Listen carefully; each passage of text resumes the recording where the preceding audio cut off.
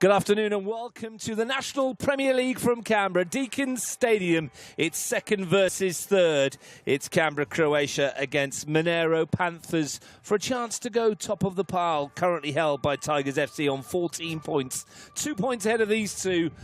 These two sides only lost once apiece this season. Both of them lost last week. The Panthers going down in the Clearwaters derby by 2-1 to Queanbeyan City. Canberra Croatia by the same scoreline at the AIS against Tigers. This one promises to be something rather special. My name's Russ Gibbs. Steve Forshaw is joining me on a windy, blustery, shaky gantry at Deakin Stadium, where after the sunshine and the relative warmth of yesterday, Steve, it's freezing. It's a cold one. It's a cold one, but it makes for a hot little bit, but you're one of those things.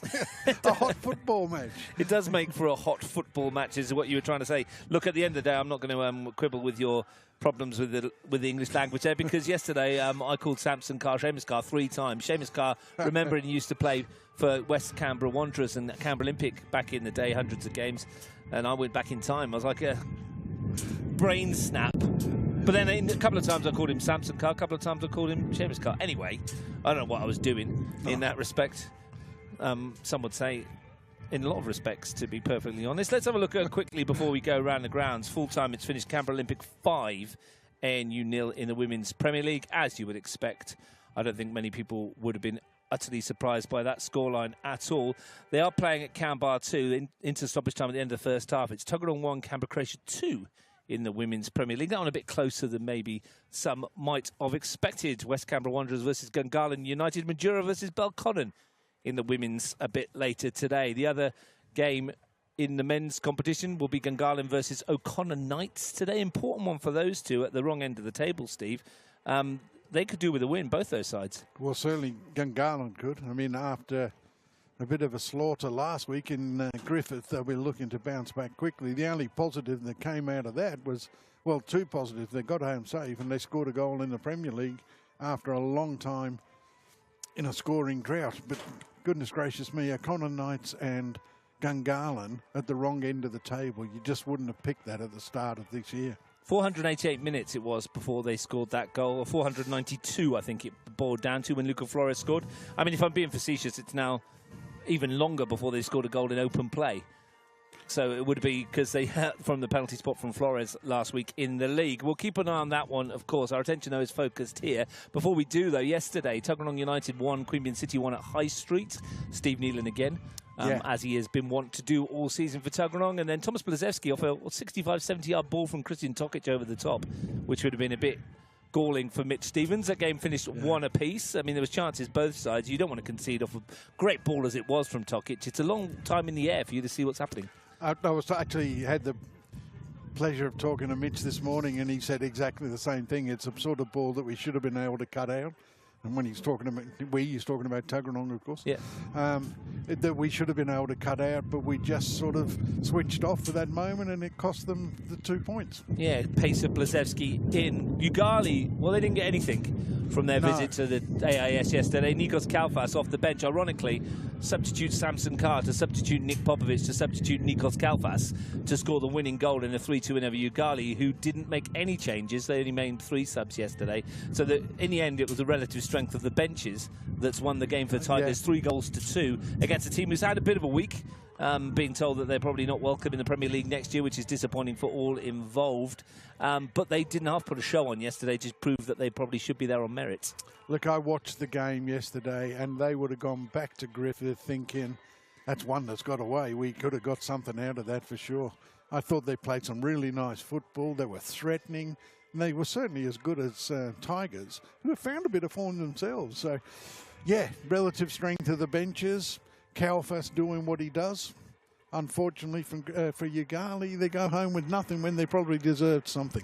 Prior to that, Augustin Bangura had given Tigers the lead. And Stefan Donadel, on his first start for the club, scored a really composed equaliser for 1 apiece. That made Nathan Medjic nodded them. Tigers back in front after Nick Tedeschi's free kick came out back off the bar right on half-time. And then there was an equaliser from Robert Rimmer free kick when Danny Reid lofted it in. Rimmer headed home for 2-2.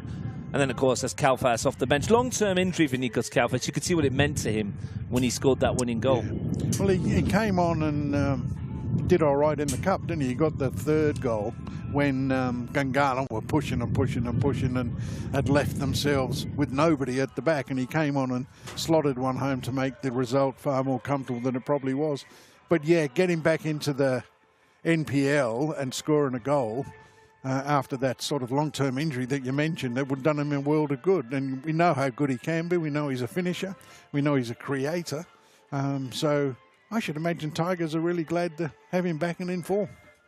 Yesterday in the Capital Premier League, Brindabella Blues 1, Canberra Olympic 2. Both teams were reduced to 10 men in the latter stages of that game. Anthony Timotheo won it for Canberra Olympic late on with a 85th minute winner.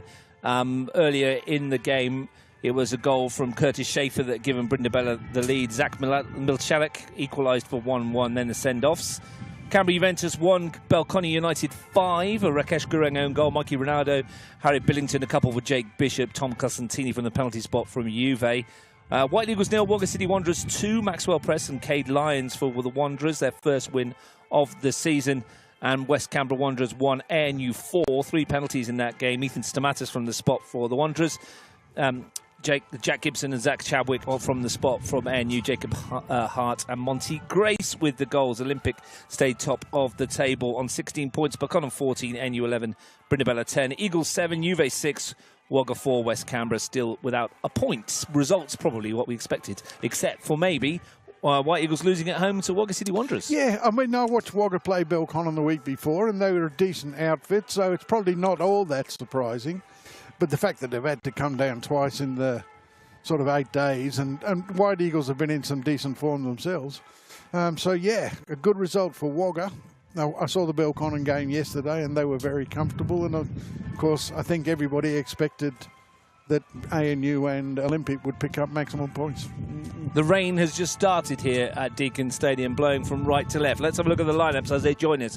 Canberra Croatia with a 4-1-2-3, we think it will be with a triangle in midfield. Sam Brown in goal, Tony Spaseski and Riley Souza, the fullbacks, Jack Parach-Cullen and Matt Gerdebischer, the central defenders. Ryan Keir, Keegan Vucetic and Niki Jadric, the midfield 3. Up top, Nick Pradagina, Thomas James and Marko Jadric, which means on the bench, Max Green, Daniel Kobataldio, Daniel Subasic, Nicholas Subasic and Daniel Sparrow.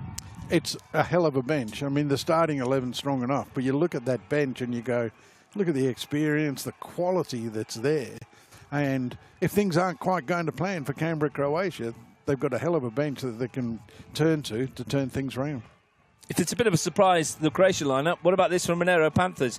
3-5-2, we think. Heath Illich in goal, back 3. Max Melik, Robert Kachenko and Marco Gaia in the back 3. Fernando Luca McCaw in front of that. Wide players will be Ben Basasilk and Christian Kreskas, we believe. Michael Piccolo will be the pointy end of that attacking 5. Stephen Dominici and Daniel Badac back on the old stomping ground up top for the Panthers. Their bench, Zach McLaren, Ryan Straub, Adam DiFranceschi, Dylan Deep-Jones and Gary Memitage. I understand Robert Kachenko last played centre-back back in the juniors.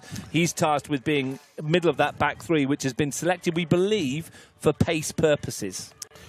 Well, I hope it works for them because it's a risky back 3. I think the 2 central midfielders, Fernando and McCaw, are going to be busy protecting that back 3. The pace that Canberra Croatia have in wide areas, the fact that the fullbacks will get forward as well, means that the wings are going to be really important today. And I think they might just be vulnerable at the back. Do have 2 quality strikers, though, in the starting 11. So if you can get the ball forward and into good areas, then you can expect Dominici and Barac to pick up a goal or 2. For those of you that have seen dodgeball at home, it's a bold call, Cotton. Let's see how it plays out. Love a bit of dodgeball. Referee Delphina Shakespeare, Harold Spanner and Adam Powers are the assistant referees with us this afternoon. Check this statistics out because I love a bit of stats, as you know. The starting 16 for Canberra Croatia, the starting 11 plus the subs, 1,543 National Premier League games for 245 goals. Across the way, the Panthers 16, 1,413 Premier League games for 371 goals, a combined total of 2,956 Premier League matches and 616 goals between the players on show today. Nearly 3,000 games. It's quite phenomenal. There's a lot of experience, a lot of quality, but you know one thing, Russ? It's the next one that counts. And that's taking into context as well. Some players at the nascent end of their career, with Nicky Yardrich on 13 games, Marco on 21, Parach Cullen 21, Riley Souza 15. Yeah. Speaking of Parach Cullen, Dylan Parach Cullen was here today. The goalkeeper. Central Coast Mariners goalkeeper. Actually, good luck to the Central Coast W League team who were playing in the grand final. Ninja A-League, please, Steve. Oh, Ninja sorry. A-League. Ninja A-League. Absolutely. Yeah, he was here today. I understand he's in town for a few weeks and probably going to have a training session or two with Canberra Croatia to keep his eye in with his brother. As you would. Here's Sam Brown, clad in lilac. So it's a back five when they haven't got the ball for Monaro, which they'll probably need. And here's Pradagina. Max Melik has gone to the right of it. Marco Guy at the moment's in the middle of the three. Be interested to see how it's set up, but they've got a corner already, Canberra Croatia, in the early stages. First chance for Keegan Vucetic to send it across. Thomas James wants it short. No one's gone with him. And it's going to be a chance here to tee up Vucetic, an opportunity to send it across. Yardrich took a swing. Cleared as far as Barac. Scored a few goals on this ground, Daniel Barac. Yeah. It's a happy hunting ground for him, and Dominici as well. At the moment, Daniel Barac is sitting on 99 National Premier League goals from 190 games. Great return. And his next one, of course, the big 100. Will it come today against his former employers? You'll be hoping so. Often does, doesn't it? Yeah. Parach Cullen. I mean, the other thing that generally occurs is when two teams have met in one competition and one's had a comprehensive win, the other team seems come good in the second part of it. Parach Cullen will take the throw. Luca McCall got one in the face. They're just checking that he's okay. Making sure there's no clarets. And also that he's still with us. Compass Mentis-wise. Yeah. Tough cookie. Good friends with the Jadrick boys. Here's Riley Souza. Marco Yardrich back for Parach Cullen. And Sam Brown. Croatia won the cup tie here 4-0 earlier in the campaign. Scoreline did not reflect the game. Here's a chance for Luca McCaw. First chance for him to get forward and have a go. Send it in. It'll come out as far as Fernando. McCaw again. Teams have met 27 times in the NPL. Croatia have won 21. Panthers just 3. 3 draws as well. 13 games at this venue. Panthers 2. Croatia 9. 2 draws. 109 goals in 27 matches. 31 for the Panthers. 78 for Croatia. Certainly history favours the team in red. But statistics, history, don't mean too much when you've got two teams on the park that are trying to beat each other. And those stats tend to be skewed a little bit because in the early days of the NPL, Panthers were fairly weak. Yeah. And they'd come here and they'd regularly get an absolute touch-up. And I think if you looked at the more recent results, I think they've come in here and won grand finals here. They've had better luck of it in more recent times. How are they going to go today? Pradagina into the middle, too close to Ilic. That rain coming down will keep us busy. Should speed the pitch up into a nice pace. Mentioned that cup tie that we were here. Croatia scored early. And 30 then seconds, wasn't it? Yeah, and then Dominici forced a fine save from Sam Brown. Michael Piccolo might have scored. Ryan Keir headed against his own post. And such are the vagaries of cup football. Croatia went up the other end, and from a Thomas James free kick, Ryan Keir nodded home for 2-0. Yeah, and then they got an early goal in the second half. And I was talking to Paul McCaw about it today, and he said at half-time they still thought, we're in this game, we've got a chance. And then, of course, within 4 minutes of the restart, you're 3-0 down. And you're chasing the whole game then, and got away from them. Yeah, the goal just before half-time hurt them, and they'll certainly want a better start today than they got on that night. But they have already. Yeah.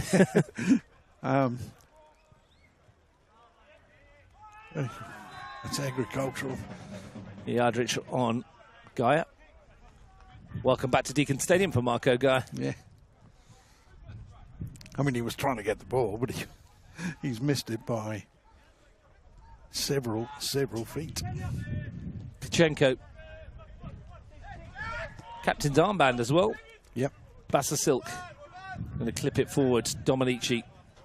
He'd love a goal today against his former team as well. McCaw, nice touch for Piccolo. We're going to slide it down for Kreskas, just a bit behind the winger. Will back himself. Fair few ex-Canberra Croatia players in this Panthers team. Story of Canberra football, really, isn't it? There's always somebody that's playing against their old club. Unless your name's Matt Gudabisher, only Belconnen, isn't it, from him point of view? Well, he was at Gungahlin for a little while. That's right, for one season. Yeah. Yeah, I do remember that. Now that you mention it. 262 games for him in the Premier League. That's not a bad return. Well, considering that he had a lengthy spell on the sidelines. Yeah, 18 months out. Yeah. Melik Gaia under pressure from Pradeshina. Ilic to play it away. Kreskas happy to help out. Balac, nice touch for Piccolo. A lot of space down this side for Basasil, but Piccolo's run straight into Ryan Keir. Gerbisher, I think. It was it? Yeah, sorry, my apologies. Mate, Gerbisher all the way out there. Spaseski still had problems with his toe. Tony Spaseski, he tells us. Can it not be removed? Here's Yardrich. Well, he only needs it to stand on, doesn't he? Souza back to Yardrich again. Thomas James to spin in the penalty area. Comes off Kachenko. Second bite at it for James. Might let it go for a corner and does. He's had a real problem with it. Kind of broke, I think he did, and it's just taking forever to heal. You were saying the last time we were here that he'd had problems with it. He's still on the painkillers and strapping it up to get him through games. Is Riley Souza. The rain's coming down a bit heavier. James into the penalty area. Ilic at full stretch. Vucetic. And Marko Jadric stings the palms of the goalkeeper. And Marko Gar can get rid of it. Canberra Croatia knocking on the door early. Yeah, good start from the boys in red. They've dominating possession and creating the odd chance. So they'll be happy with the way things are going at the moment. Nicky Aldrich won't be happy with that pass. No. Wasn't particularly fruitful. Went with the outside of his right foot. Monaro Panthers under 23s won 2-1 at this venue this morning. Scored a goal with 15 seconds remaining of the game. Good time to score, not there? Yeah, there was only just about time to go and celebrate with their fans before, because there's no stoppage time. There was a bad injury to a player earlier as well. Didn't catch who it was, but they stretched it off. I think an Achilles injury, but we wish them all the best. Is Vucetic to get the shot away. And again, more work for Ilic. Yeah. He's on the top of his game at the moment. He's being really tested by this rampant Canberra Croatia team, dominating in the middle of the park and causing all sorts of problems for Monaro's back three. The loss to Tigers last weekend was Croatia's first setback in the last 11 games in all competitions. The defeat to Queanbeyan was the first loss of the season in the league for Panthers, but they're second in 3 matches in all competitions. For those of you that follow this kind of thing, I've got a new folder as well, Steve, did you see? It looks brand new. Yeah, no, absolutely. Yeah. It was like a lot better than the blue one, which kind of fell apart last time I was here. We had a ceremonial ditching of it at work. It served us well over 2 seasons. I think you look very professional with the new one. Well, it's great, isn't it? And it says it's new. It's actually an Asian Cup to Australia 2015, so it's actually 10 years old. Did you find that in a cupboard at work, did you? I have. I found it when I was working at the AFC. I put them in a pile of them away, thinking one day they'll come in useful. And you know what? Hey, here we are. I wasn't wrong. Thomas James.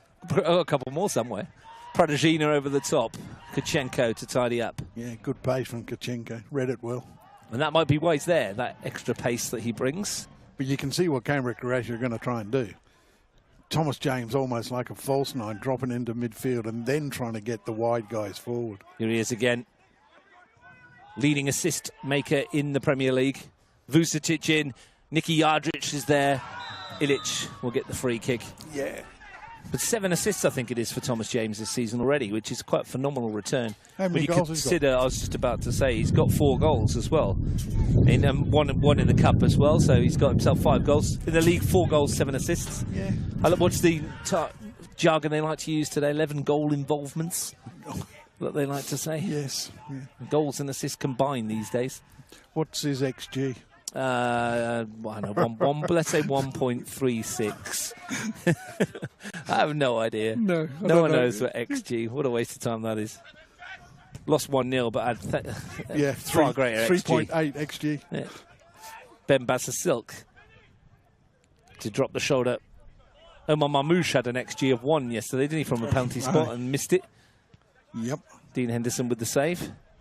Interestingly enough, for those of you who like football statistics, Crystal Palace, 3 FA Cup finals. They've only ever played a team from Manchester in cup finals. Manchester United in 1990 and 2016, and Manchester City this year. Lost both to Manchester United. They did. But beat City. And from 12th in the Premier League, will now be in the Europa League next year. Fantastic result for Crystal Palace. Great. I think everybody outside of Manchester City was wanting Crystal Palace to win that game last night. Who's there? I mean, Brighton, is it their local rivals? They have a bit of an animosity with Brighton for some reason. I don't know why, though. I don't know, but their fans probably weren't overly impressed. But yeah, I think all the neutrals wanted Palace to win. And now they're off on a European jaunt to wherever it might be. Ryan Keir. We have a lovely European jaunt, and Eurovision Song Contest was on this morning. I'm sure you were up at the bright hours of 5 a.m. to watch that. Yeah, the Finnish girl impressed me.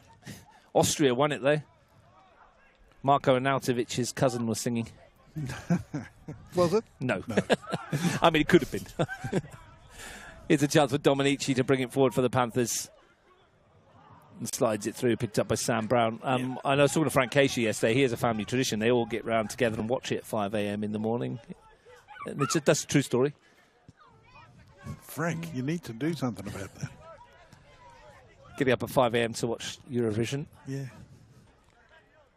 You won't be surprised to know that in the popular points vote, by all accounts, the United Kingdom got 0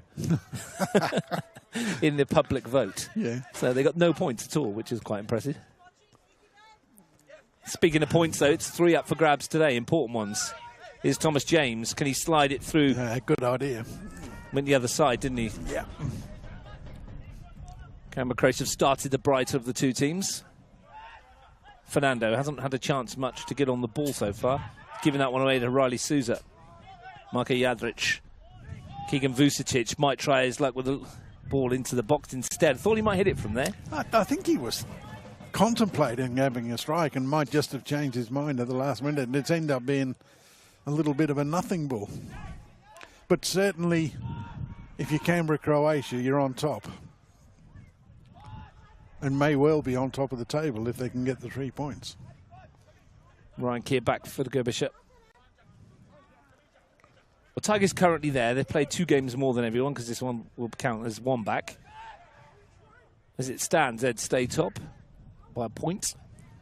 And if you're quite happy to tell me my maths was off yesterday. I mean, and I was like looking at an old table. Had them down on 10. They should have been actually on 11. Oh, right. Yeah. So the win yesterday put them to 14. Yeah. Yeah. Maths not good, mate. I mean, although it did actually add up all those stats. Well, I mean, at least you knew the winner of the Eurovision Song Contest. It's far more important. Oh, absolutely. Than the maths on the league table. I mean,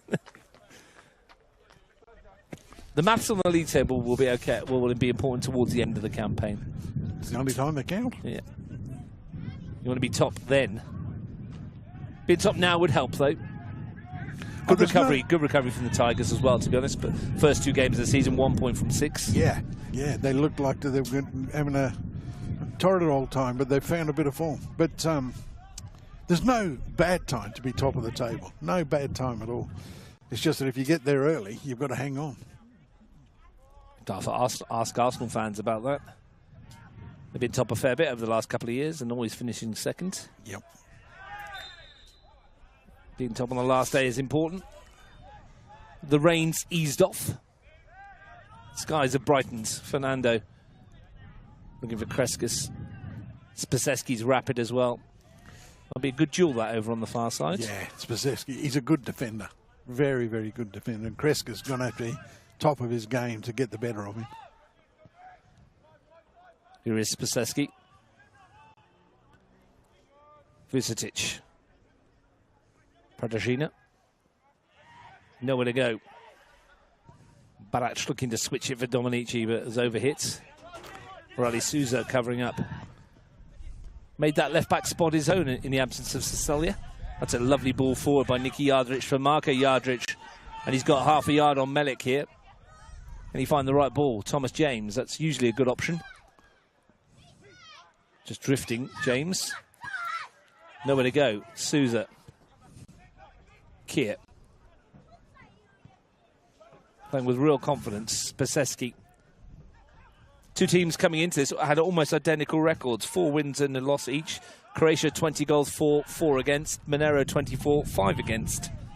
And that was the only difference between the two. Goal difference of plus 16 for those in red and plus 15 for the green and blacks. Yeah, the only other important stat from that is the cup game, really. Here's Barac in behind. First chance for him to have a go. Has scored quite a lot of important goals at that particular end of the football pitch as well. While he was here in red, Kreskas in. Jadric to play it forwards to his brother, Nikita Marko. Can't quite keep it in, or he did, but then stumbled over. There's a sniper over in that stand somewhere. Right in front of the Panthers fans. Yeah, it couldn't have been a worse place, could it? Dominici dropping deep to get involved. Shiny pair of white boots on Stephen Dominici today. McCourt, Bassasilk. Back inside for Piccolo. Ben Bassasilk's not been a regular this season, only 1 start to his name, 2 off the bench. Notice he's got his knee heavily strapped. I wonder if that's got something to do with it. He was injured for a while. Can't help with the movement, can it, really? He looks quite heavily strapped. I mean, he's a really good addition to their midfield because he gives them a creative edge. But, you know, he'll still be a little bit rusty and finding his game feet. Talk about players coming back from injury. Jason Ugrinic was in the 23s for Canberra Croatia today. Good. And Cal Smith was having another run for Monaro Panthers as he comes back from his long-term injury as well. Player that's not been around for a while. No. Former Canberra Olympic midfielder. Yeah, started with Belconnen. Yeah, he did, didn't he? Yeah. Jason Ugrinic had a season at Belconnen. He did as well. Yeah. It's good Belconnen side. I think we might have been both in the team together at some stage. No, I don't think so. No. I mean, when Jason was there, it was Daniel Barrett was there. He was playing in that side under Yuli De Silva. Is Max Malik. But good to see both of them back on the football field. Yeah, excellent. Bassasilk to swing it in. That's space for Kreskas. Took it down nicely, then went into traffic. Gets a corner there. Good pressure from the Reds' defence, though. As soon as that ball was on its way, they were pushing to close him down and made it a lot more difficult for Kreskas to get it under control and get his shot away. Exactly what you want from your back four. Well, Kreskas will take this corner kick. Balac, Dominici, Bassasilk, the only 3 that Monaro have committed to it, which is interesting. And it's going to be picked up by a red shirt, and unsurprising when it was 3 against 7. Yeah, I mean, that is interesting. They left, what, 6 outside the box? Yeah, I mean, that's basically saying we're here for a point. Yeah, Fernando's ball in. Dominici might have shoved Gerbisher. It's going to come out for Fernando. It's a poor ball. Bassasilk. Piccolo. Bassasilk. There didn't seem to be any conviction that they were going to win something in the air off that corner. No. And certainly, they didn't. For some reason, they're just telling me they're kicking, the phone's buzzed to say there's kickoff at Gungahlin, so it seemed to be a delay there for some reason. Where was it being played at? Gungahlin enclosed, I think. Marko Jadric has won that ball. So that's interesting to see. They've just kicked off. Well, unless they forgot to press the button and it's just kicked off. We'll have a look at that. 18 minutes gone here. Not surprising. This one very close. Yeah, they've only just started for some reason. I don't know why. And Connor Knights almost looked like they were going to Gungahlin rather looked like they were going to score in the first 50 seconds. I wonder if there's been some sort of injury in the 23s. Yeah, a problem or something. Well, don't know. We'll try and find out for you anyway, but 20 minutes delay seems quite a lot. It's a lot. Unless Croatia, Connor turned up with their black kit and Gungahlin were wearing black, and that'll be interesting to know why. Anthony Timotheo said Gunner's just kicked off. Well, yeah, we just got that, mate. Thanks, but if you can tell us why, that'd be great, mate. And congrats on your goal yesterday. So I'm sure he'll be able to find out why. Thomas James with his free kick. Unlike the Panthers, Croatia committing 5 into the middle. And yeah, Monaro have got everybody back. Dominici's the only one outside the box, and that's only by a smidge. What's Thomas James going to do with this? He has got a devilishly good delivery in that right foot, can whip it in from this kind of angle, and does, and Ilic needs to get a hand on it to push it away. Got a fist on it to do so. Good goalkeeping from Ilic. He's actually been very, very good in the early stages of this game. The Gunners 23's had a delayed finish apparently, so we'll see why. Maybe there was an injury in that one. That's what I was saying. Yeah, perhaps that was. Badac hooks that one away. Gets the throw though. Here we go. The under-23 started late because there was no line markings. Thank you very much for the anonymous tip-off there. No line markings? Yeah. At Gungahlin enclosed. Yeah, didn't nothing need it. But. Yeah, exactly. Line markings for every sport, by the one that they needed to be played on. Ultimate Frisbee, NFL, bit of everything, touch footy. I wonder if they're playing with the rugby post up. I saw a wonderful picture of Canberra Olympic boys NPL yesterday, which I'll show you in a bit, Steve, playing out at Coolwell, and check out the crossbar in the background of that. It's a little bit wonky. Yeah. Looks like it's got a wavy line through it. It was incredible. Here's Kreskas for the Panthers as we seek the first goal of the afternoon here. Piccolo. Fernando. The option wide was Bassa Silk, chose to go in the other direction. Marco Gaia. Kreskas infield. Might fancy it, thought about it. Finds Piccolo instead. Challenge on the edge of the box was deemed okay by Parac Cullen. Certainly all ball. But in this day and age, you never know. Well, Michael Piccolo's still down. He certainly felt that. And he'll be thumped out by McCaw and Parac Cullen. And there's a few Panthers players asking the question here. I mean, players do. I mean, if it was the other way around, they'd be complaining if the free kick was given. But he went in for the ball. He got it. It was hard. And there's always going to be contact when two people are trying to occupy the same space on the pitch. But I don't think there was too much wrong with it. Full-time score in the Women's Premier League, as I mentioned, Canberra Olympic 5. And Neil Leah Carnegie with the first, Tia Burridge with the second, then a brace for Ella Brown and Maddie Keisha just past the hour mark. Much changed Canberra Olympic side today. Quite a few players, youngsters getting an opportunity. 5-0 winners over ANU, who have got, I believe, one more game before their sad demise. That'll be against Gungahlin United next week. Perhaps they'll go out with the flurry. You never know, do you? I'm not confident, but no, you never know. 20 minutes in, Madura 0, Belconnen United 0 in the Women's Premier League game. 20 minutes in? Yep, 0-0. Hour gone at Canberra. Tuggeranong 1, Canberra Croatia 2 in that one. And in the other one, in the Women's Premier League, 20 minutes in, West Canberra 0, Gungahlin 0. Up to date with what's happening around. Michael Piccolo gets his treatment and will be okay. And Thomas James will send it back into the corner. Well, he's going to chase his own. It's a little bit cheeky. Yeah. Ilic has seen it coming. And he's played it out of play. Yeah, that's not on Thomas James. It is a bit cheeky. Well, he did give it back effectively. Just give it back and let him play. Riley Souza. It's going to inflame the situation a little, perhaps. Yeah, not the best sportsmanship I've ever seen. Spaseski.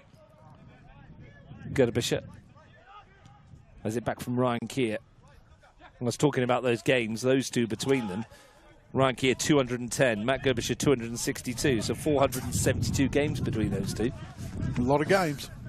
When you mentioned off air, it was about 20 games a season, roughly. And then when those guys started, it would have been probably 16 when they first started. Yeah. So yeah, but that was in 1952. That's how long they've been around. When you consider that Matty Gerbischer, like you said, had an 18-month hiatus and was also had a spell when he was overseas in the Indian Premier League, the IPL. Now we're talking the original football IPL, not the cricket one, obviously. Well, I mean, he might be a decent cricketer. I don't know. I tell you what, had he been here, he'd be looking at 350 games plus. Well, Mishka Namoski played his 300th the other week. The most of any current active player. He's had a few clubs too, Mishka. Yeah, lots. Spaseski under pressure. Free kick goes against Daniel Barac. Not much in this so far.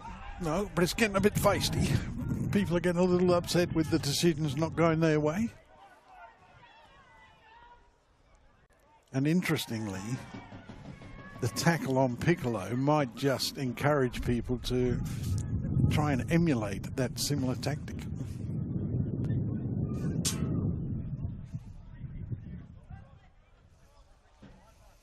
Canberra Croatia had the better of it so far. Yeah, just tries to turn. We'll get the corner. Been sent a message to say, and I'm at this game next week, Monaro Panthers versus Gungahlin United. It's the Panthers Porchetta Panini round. The Monaro Panthers Supporters Club will be serving authentic Italian porchetta and traditional Italian sausages, accompanied by homemade roasted peppers and an assortment of Italian cheeses on fresh panini. Can't wait. Are you going to be on that one? What day is it? I think it's next Saturday. It's Panthers not Saturday. Versus Gungahlin United. Part of a double header I've got from Queanbeyan next week. High Street at 3 o'clock and then across the road to Riverside. They've played quite a few games at Riverside, at High Street. Undefeated at High Street at the moment, yeah. Queanbeyan City, enjoying Fortress High Street. Drawn there with Ugali and Gungahlin United and Tuggeranong and beaten Monaro Panthers. Yeah, they'll be wanting to play all the games there. Mind you, there's been a few Monaro games at the Riverside too this year, so far. So there you go, Anthony Zanetti. That's a shout out for the Supporters Club. You can go and join the Supporters Club for one night if you like, and sounds like a good opportunity to go down and check it all out if you're in the area at Strider Park. It's a great thing. There's the Supporter Club. The banquets they put on there, the feed they put on there is brilliant. Yeah, now sponsored by Strider Brewing Company at Strider Park there. At Strider Park, yeah. Expecting a big crowd again for the visit of the Gunners. Pradajina bounces kindly for Marko Jadric, and here goes Pradajina down the left flank. Delivery's not too bad into the middle. Ilic, though, uses all of his 6'4"-ish frame to pluck that one off the head. I tell you, he is doing very, very well. He's playing extremely well. Hasn't put a foot wrong there yet. Furthest forward there was Riley Souza, the left back for Canberra Croatia in the penalty area. Indication perhaps of their willingness to get forward. Well, that and the fact that TJ's playing a little bit deeper. Makeshift back three, of course, that we mentioned at the top of the broadcast. Will Dina Greenwich be a little disappointed that his team haven't tested them quite so much? Well, I think they've had the opportunities. They just haven't been able to find that final pass. They've got him behind them often enough. Certainly in the wide areas they've looked dangerous. But the quality of their service to the penalty area and perhaps even the numbers that they get in the box hasn't quite been where they'd want it. Kachenko. Fernando. Here's Piccolo. Melik. Fernando again. Everyone bar James behind the ball for those in red. Marco Gaia to clip it towards Silk. Some space to perhaps work something. Piccolo. Silk again. Noticeably quick to shut down the route to goal for both Piccolo and Silk. Yeah. They're aware of the ability of this pair. They're certainly prepared to play one-on-one at the back, which is what they did in the cup final as well. Kachenko. Bit more pace there in this back three, though, than there was in the cup final. And not the final. The last round they met each other. That's a bit loose.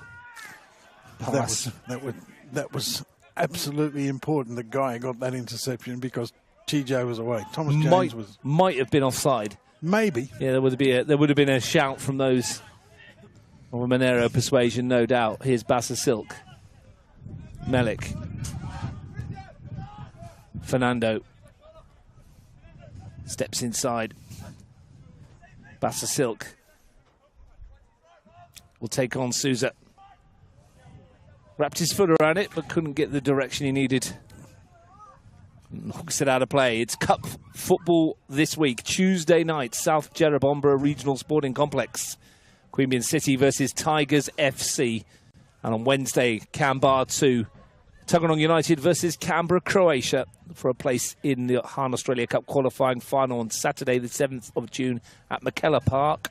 Is it? Yep. The 12:30 kickoff in the Women's Federation Cup final. Balcony United versus Canberra Croatia. The men's 3:30 will follow. Both games live on the Capital Football YouTube channel, of course. And you will be able to catch that in its entirety. But the semi-finals first on Tuesday and Wednesday. There is Women's National Premier League football this week as well. On Tuesday nights, Gungahlin versus Canberra Croatia. Sam Watson will take you through that one. Why wouldn't you play the advantage there? Well, that's a question for Delphine Shakespeare. Is that a rhetorical one you're throwing out? It was. Okay. It was. Just a little bit too quick with the whistle, I thought. Fernando finds Kreskas, who gives it away. Tricked himself. It's when a referee's damned if you do, damned if you don't, isn't it? He doesn't blow the whistle and they lose the ball. They're like, where's the free kick? But that's why you've got that little bit of flexibility, isn't it, to wait and then give your decision. But Alex McConaughey still talked about the one he didn't give in the grand final when there was a player through on goal and he blew just a little too early.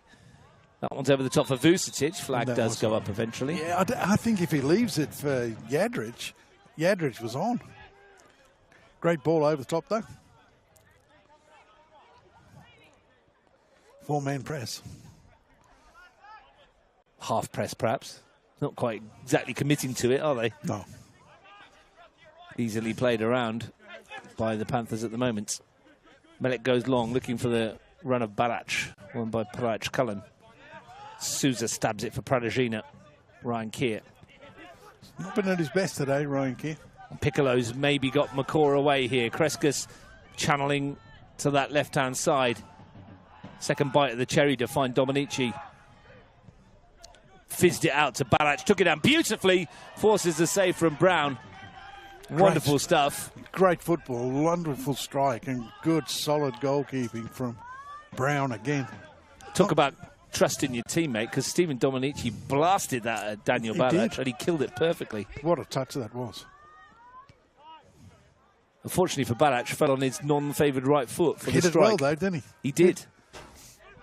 You don't score 99 NPL goals, will not be able to score with both feet, and that's a nice ball as well for Piccolo.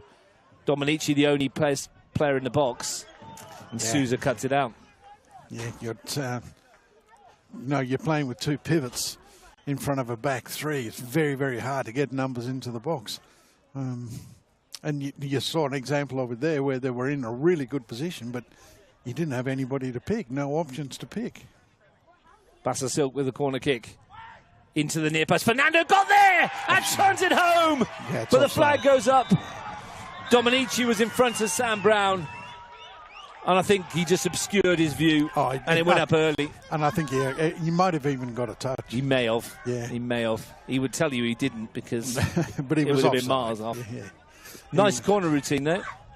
Lovely first touch from the, I don't know, was it Barrage? Fernando with the hit. Yeah, lovely strike. Just prior to the corner, I was going to say, much like the cup tie, Panthers have really come into the game after a shaky start. Unlike the cup tie, they're still 0-0. They were behind. Yeah, that's the bonus for them. But they have worked themselves into this game really nicely. A bit unfortunate with that, but I think that's the right decision. They looked it. From where we were, Yeah. I mean, Sam Brown wouldn't have had a prayer of seeing it because of the run in front of him, irrespective of whether there was a touch or not. Just forcing Canberra Croatia into rushing things a little bit. They're just getting more pressure on in the middle of the park. That's where they were lacking in the early stages of this game. But they've come to grips with it, and they're now enjoying their share of possession. Raking ball from Kachenko. Brown has decided he wants this and gets there. Yeah, good goalkeeping. Well read. Good position to start from. Lovely hands from Dean Greenwich as well. Just took it in on the full. He deserves a new folder. Wonder how the knees are going with Dean Greenwich these days over there. He does a lot of squatting down, doesn't he? Yeah, that's his favourite position. To just kind of get them loose before kickoff. Do you know what? If I squatted down like that, I'd get back up again. You'd hear me getting back up. Piccolo's enjoyed a good game so far. Ryan Keir, that's a better ball. Nicky Yardrich, and out goes Pradajina. Angle favours the winger who got there, and the touch favoured Melik. It's a corner. Yeah, good recovery from Max Melik. 10 minutes to the break. 0-0 here. Yeah, perhaps fortunately so from a Canberra Croatia point of view, because Monaro have had the ball in the back of the net. I think from a Croatia viewpoint, they'll probably be glad there was offside that, not just because he disallowed the goal, but how soft it would have been. Yeah. One cut back from a corner and buried. No one with the runner. They won't fall for that again. No. They'll be on the toes next time. But it was a well-worked routine. James with the corner kick for Croatia. Can't beat Silk at the near post. Not Thomas James's best effort. Goes early with the throw. And then delivers better, but too close to Heathilic in goal.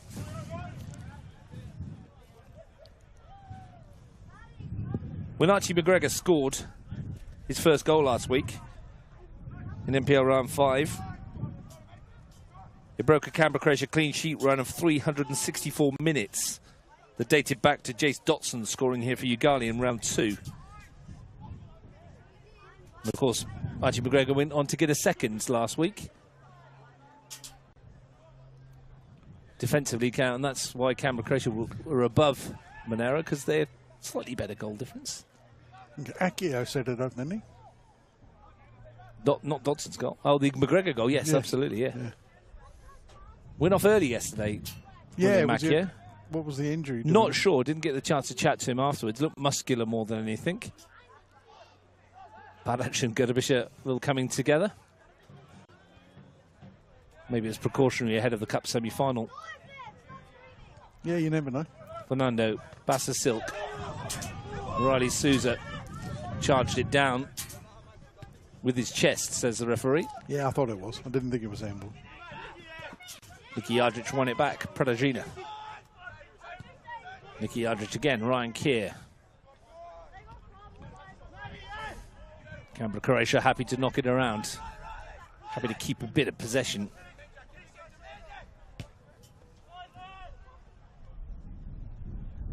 You know we like a bit of goal-scoring feats. The young striker, the Canberra Olympic under-17s girls today, Darcy Williams, scored 8 times. In one game? In one game, yeah. Not bad effort, is it? Great effort. Thomas James. That's good football. Spaseski on the overlap. Cuts inside. Pradajina's touch. Yardrich with a hit! And Canberra Croatia leads! Marko Yardrich sweeps it past Heathilic. After surviving at one end, they lead at the other. And that is a wonderfully put-together goal. Fabulous strike in off the far post, but the way the ball was played into Thomas James, he's dropped off the back three into that space, into that false 9 area we talked about earlier on. Then he's fed the ball wide, and then some wonderful combination play around the edge of the box, and a world-class finish. 1-0. Marko Yardrich with his first goal in the National Premier League at senior first team level. Good time to get it, and that's a bit of a heartbreaker for the Monaro Panthers. It's come 38 minutes in. I can tell you there's been a goal at Gungahlin as well. It's Gungahlin United 1, O'Connor Knights 0. Good, yeah, that's good for Gungahlin. They need that sort of boosting confidence. Well, it takes them off the bottom of the table as well as we stand, and leaves O'Connor Knights stranded. Yep. That goal that we've seen from Marko Yardrich takes Canberra Croatia to the summits above Tigers. And it came at a time, I mean, you mentioned it yourself, that Monaro had just got themselves back into the contest. Hadn't created much, had that goal disallowed, hadn't created much beyond that. But now... McCaw, too close to Brown. Yeah. Not a lot Heathilic could do with a finish of that quality off the post. No. Well, Brown's launched it. Illich might come and get. He's done well. Comfortable pass in the end, wasn't it? Yeah. He was calmer than everybody else in the stadium. Dominici dropping deep. Now then, Panthers, what have you got in the locker? Yeah, Dominici dropping into a similar position that James did for Canberra Croatia going the other way. Here's Silk. Fernando. Might have been 1-0 up, but for an offside goal. Now they find themselves 1-0 down. But for how long? Dominici. Again, it's conceding just before half-time, much like the Cup. Although the Cup, it was the second goal rather than the first, the icebreaker. But again, it's, I don't know, maybe a little bit of lack of concentration? Or can we just put it down to some really fine play from Canberra Croatia? I think the latter, to be honest. It was a really fine goal. Not sure who the final pass was, can't remember, but it was a lovely ball in for Yardrich. And the finish was top class. Vindicating the selection process. Absolutely. He's had to be patient. He was in the starting 11 for quite some time, then lost his place, but he's fought back, got it back, and rewarded Dean Ugrinik for his selection. And I'm sure it's a well thought out collection and not as spurious as I claimed it was with Joe Skazliks this morning, when I was telling him that because Daniel Colbertaldo, Daniel Sparrow and Daniel Subasic are on the bench, that Dean just went, lads, it's Monaro. Anyone called Daniel, you're sub today. I'm sure there's a bit more thinking into it than that. As you mentioned, the bench is an incredible bench. That bench alone, with those 5 players, accounts for 532 games of National Premier League experience. So being 1-0 up and having that experience on the bench to be able to come on if necessary. I mean, it's got everything covered. Every line is covered. You can put somebody on and say, let's manage the game as we get closer to the end. Well, effectively, 2 defenders in Daniel Subasic, Nicholas Subasic, correct, and then Daniel Colbertaldo, the midfielder, Sparrow, who can play in both forward and back, and Max Green, who's a goal machine as well. Yeah, so like I say, every line. I mean, all 5 would walk into many other teams. Absolutely, they would in the competition. But Marko Jardric, given the start today, scores the goal. Thomas James, Vucetic is offside. Yeah. I think it was Vucetic that actually got the pass into Jadric. I think it was a bounce. He either bounced it in. We'll check it out at half-time on the old replays. But it was a really, really good piece of play. Robert Kachenko. In the main, the 3 at the backs worked. It was just one quality piece of football. That's what Canberra Croatia can do.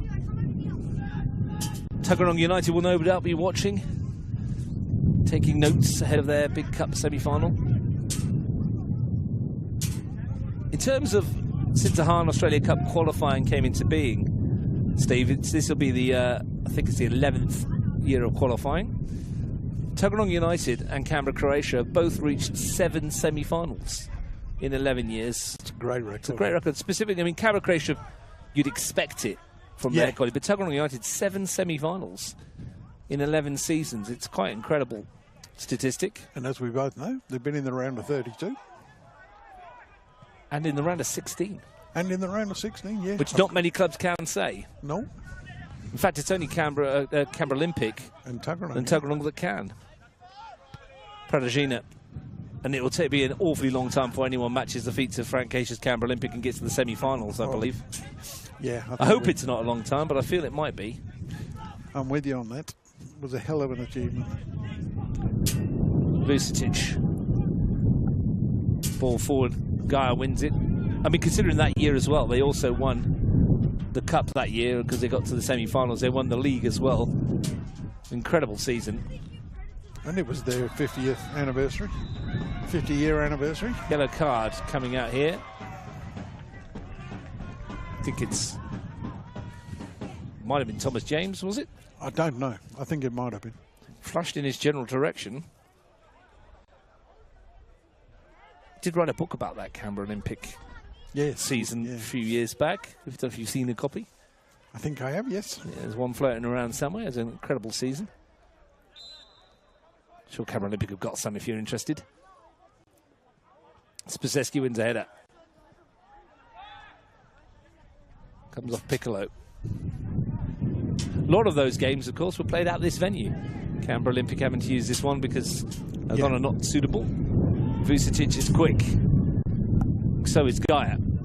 But it will be a corner. He's done well there, Keegan Vucetic. A little nudge in the back of Marko Gaia. That was when Angelo the Magnificent scored penalties. Penalty king. The penalty king of Canberra. 2 goals. There was another penalty in that game here. He scored a penalty. Robbie Cadnach scored one in the 94th minute to make it 2-0. There you go. I can't remember that. Swung into the area. Illich comes to punch. I think it was because Ange was a penalty taker, but it was the 94th minute and they were 1-0 up. And he was like, I don't want to go all the way up there in case I miss it and give them half a chance to break. He wasn't getting back, was he? No.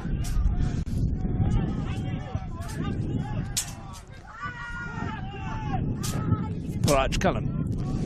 Spaseski, the wind howling around Deakin Stadium. Thomas James, sweeping ball to this near side. Silk retreating. It is cold. That wind's cold, yeah. Yep. Can't be meant along the left, is it? We're into stoppage time. We played 35 seconds of it. Thomas James is free if they can get the ball onto the other side. Ryan Keir having to go back to Sam Brown. You can see the wind on the black mesh that surrounds the goal at the back. Mesh netting around the stadium. Yeah, it's strong. Go to Bishop. It's good football. Nicky Yardridge, Spaseski worked it out beautifully. James just peels away and takes up those little pockets. Monaro haven't quite come to grips with it. He hasn't sort of punished them much. Might now. But he's being available and they're just finding it very difficult to come to grips with his movement. Well, that'll do for the first half. I can finish on the note of saying Robbie Cadnach says actually Ange wanted to take it, but I wouldn't let him. So that's surprising. Robbie would have suggested that you're not getting back, my friend. Anyway, at half-time here, Steve, a good first half from Monaro Panthers, good first half from Canberra Croatia. Not a lot in it, just a bit of luck, disallowed goal, and then a wonderfully created goal scored by Marko Jadric. Yeah, look, yeah, Canberra Croatia certainly had the better of the early stages of the half. Monaro worked their way back into it, and as you suggest, a little bit unlucky to have the goal disallowed, although it did look to be offside. And then Canberra Croatia doing Canberra Croatia things, make sure that the half goes their way and they can walk into the changing rooms with a 1-goal lead to protect. Top of the table as we stand, Canberra Croatia, courtesy of a goal from Marko Jadric 7 minutes before half-time. The difference between the two teams here at Deakin Stadium at half-time, it's Canberra Croatia 1, Monaro Panthers 0.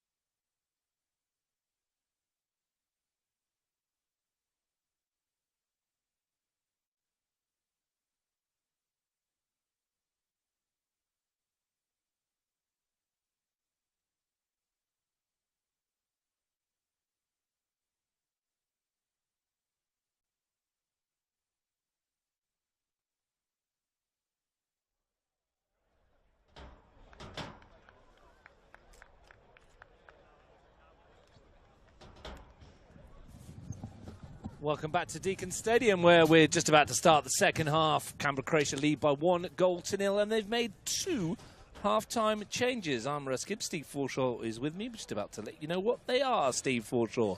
Max Green is on in place of Thomas James, who had a card in the first half. Maybe it's precautionary ahead of Wednesday. The other change sees Daniel Sparrow on as well, I'm told, for Nick Patagina. So 2 changes up top for those in reds. Panthers, I believe, looking around, are as they were. Surprising changes, Steve, or maybe precautionary ahead of Wednesday? Yeah, don't know. It's interesting changes because 1-0 is not the most convincing of scorelines, but like we said at the top of the show, as they say in Hollywood. This is Hollywood, mate. It's lovely. It's warm as coal. They've got a wealth of experience on the bench in all areas of the pitch. So if they are looking forward or ahead to Wednesday, you can understand the changes. Look, the goal back as well. Watched it back. Nick Patagina with a gorgeous touch through for Yardrich's goal. Josh Gaspari on his return is the goal scorer for Gungahlin United. Oh, they were talking about him missing the whole season, so that's good to see him back. Scored from half clearance when he smashed it in the bottom corner. Jenna Cheruti then saw a penalty saved by Aidan Mumford, so maybe the tide is turning for Gungahlin United. Half-time in the National Women's Premier League, Majura 0, Belconnen United 3. They were near the end in stoppage time at Canberra. It was Tuggeranong 1, Canberra Croatia 2. Half-time at Melrose, West Canberra Wanderers 0, Gungahlin 0 in the Women's Premier League. Earlier, Canberra Olympic beat ANU 5-0. That's up to date around the grounds. Tony Spaseski back for Keegan Vucetic. Much like the cup tie, we feel that the next goal might be critical. Unlike the cup tie, it wouldn't put Canberra Croatia 3-0 up. They only lead by 1 at the moment. Panthers very much still in this. There you see why Daniel Sparrow's been brought on, because they're going to press and make it very difficult for... Well, here's Dominici, skips away from Ryan Keir. Not much ahead of him at the moment. Only Badach might be enough, but the touch was way too heavy. Yeah, they're going to, I was trying to say, they're going to press a little bit higher and stop Monaro Panthers getting out. Fernando's won it back from Vucetic, Dominici, Piccolo. You could see what was in his mind. He wanted to prod it to Fernando. Couldn't get past Nicky Yardridge. Riley Souza finds Praich Cullen. Feels like it's going to snow. It's got that cold. Funny you should say that. I was talking to people over there said it's snowing where we are. Yeah, well, there you go. If it does snow, we'll be the first to know. You didn't get your tea at half-time? No, what's going on? I don't know. I was relying on you. No car park, no tea. Well, the problem is now that the benches are on the far side, so Jens Gazlic, who normally hooks us up with Vlada Verkic, too far away now. That's why they moved the benches. It was costing them a fortune in tea. Tea and chibappies, whatever you call them. Tony Spaseski with the throw-in. Vucetic. One back by Michael Piccolo. Oh, we love watching the world of sport. Everton versus Southampton tonight, 9 o'clock kickoff. I think I might have a look at that. Yeah, last game ever at Goodison Park, so yeah. I might watch it myself. Historic moment for Evertonians.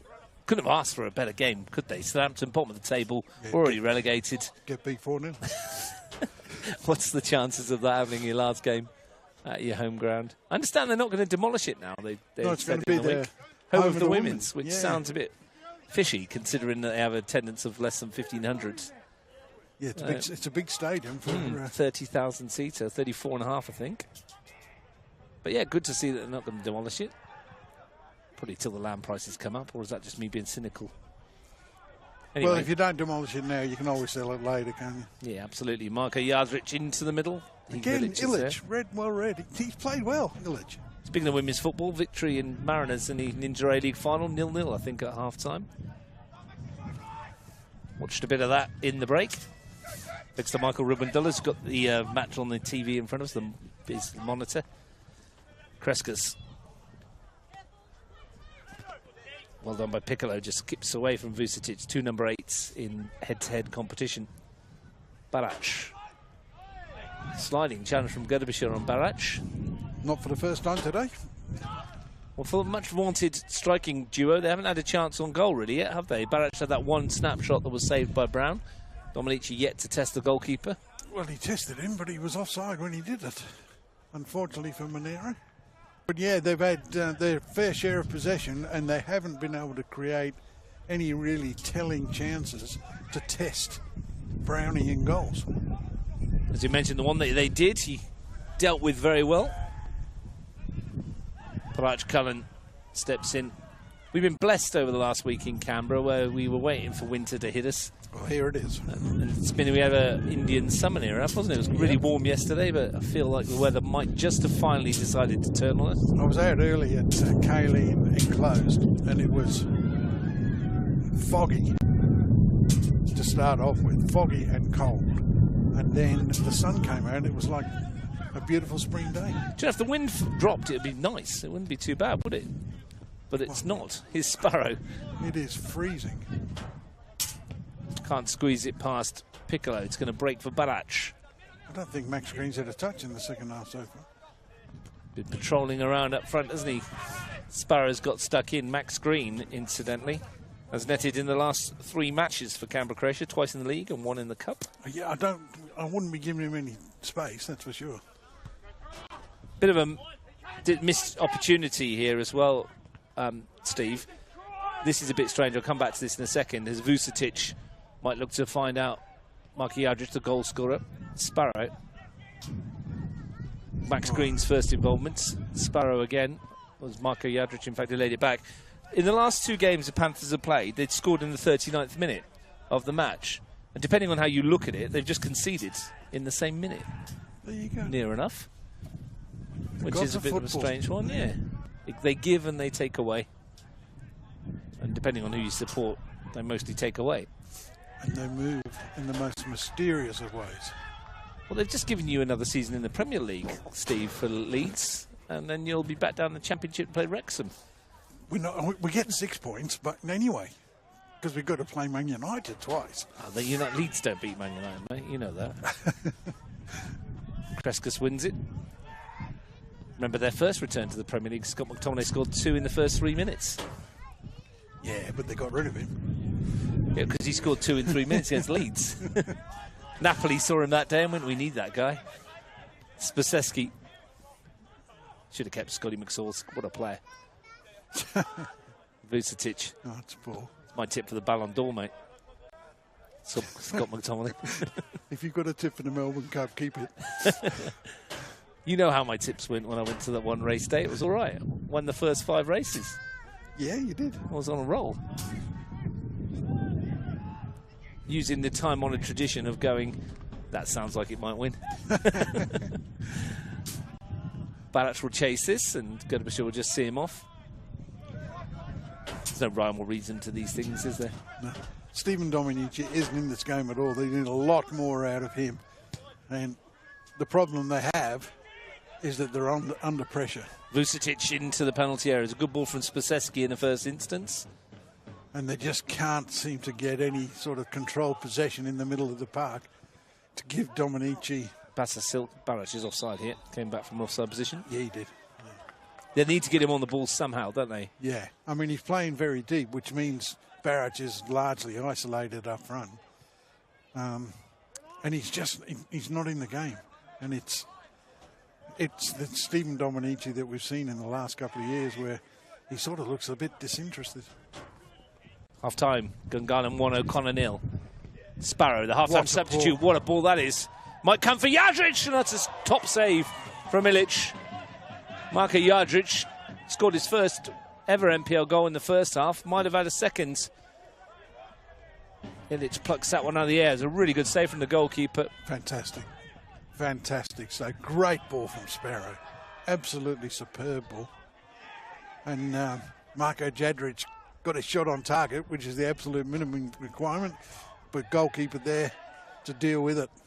Piccolo runs into Nicky Jadric. Might come from Max Green. First touch was okay. Surrounded by Panthers shirts. Vucetic takes over. Kachenko steps in, then passes it to Souza. Green. Suddenly got a bit frenetic. Sparrow, Keir. Green into the channel with Gaia. Ducked into it, but there's a 5 foot from Max Green. I'm not sure he made too much contact, but it was a stinger. Yeah, nothing more than a free kick. I think Marco Gaia will survive. But that might be a pivotal turning point in the game. From Heath Illich. Yeah, it's the inspiration they're looking for. Bassa Silk, another that's not been overly effective, might be now. We know the quality he brings to the team. Ben Bassa Silk needs to get involved more, much like Dominici. Badac wanted a free kick, not given. Green with Kachenko. The drums have started up. Badac won the ball, well, apparently not. I'll tell you what, it was no different to the last tackle on him. And this one has been seen as a free kick.